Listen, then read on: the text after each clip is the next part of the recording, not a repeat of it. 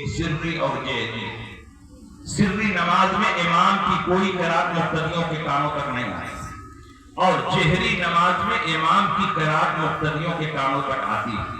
جیسے فجر کی نماز جہری ہے، امام زور سے تلاوت کرتا ہے، اور مغرب کی نماز جہری ہے، امام زور سے تلاوت کرتا ہے، عشاء کی نماز جہری ہے، امام زور سے تلاوت کرتا ہے. تو یہاں امام کی قرات ہمارے کانوں میں آتی ہے، مقتدیوں کے کانوں میں آتی ہے، تو وہاں کے لیے اللہ نے فرمایا فَاسْتَمِعُوا.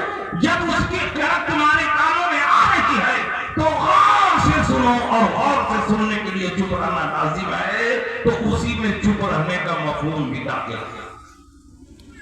اور کچھ نماز سری ہے، جیسے ظہر کی نماز، عصر کی نماز، امام سرًا آہستہ قرآن پڑھتا ہے اور ہم کچھ سنتے نہیں ہیں. تو یہاں کیوں فرمایا جائے گا کہ غور سے سنو جب کچھ سنائی نہیں دے رہا ہے؟ تو جہاں سنائی دے رہا ہے وہاں کے لیے اللہ نے فرمایا فَاسْتَمِعُوا، غور سے سنو. اور جہاں سنائی نہیں دے رہا ہے وہاں کے لیے اللہ فرما رہا ہے وَأَنصِتُوا، چپ چاپ کھڑے. یعنی اگر سنائی دے تو غور سے سنو، اور نہ سنائی دے تو بھی تمہاری ڈیوٹی ہے کہ چپ چاپ کھڑے رہو. دونوں صورتوں میں پڑھنے کی اجازت ہے.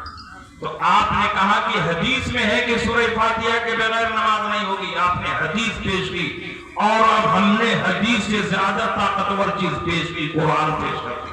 قرآن کی ایک آیت کا کوئی انکار کر دے، ایک لفظ کا انکار کر دے، کافر ہو جائے.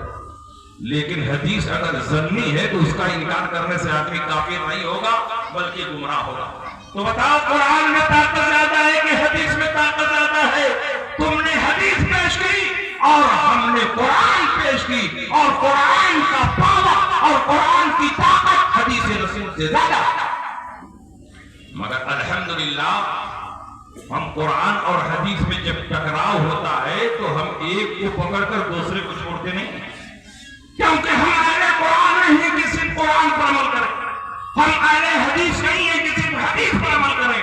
ہم اہل سنت ہیں، قرآن پر بھی عمل کرتے ہیں اور حدیث رسول پر بھی. سبحان اللہ، سبحان اللہ. اس مقام پر بھی ہم نے قرآن پر بھی عمل کیا، حدیث رسول پر بھی عمل کیا.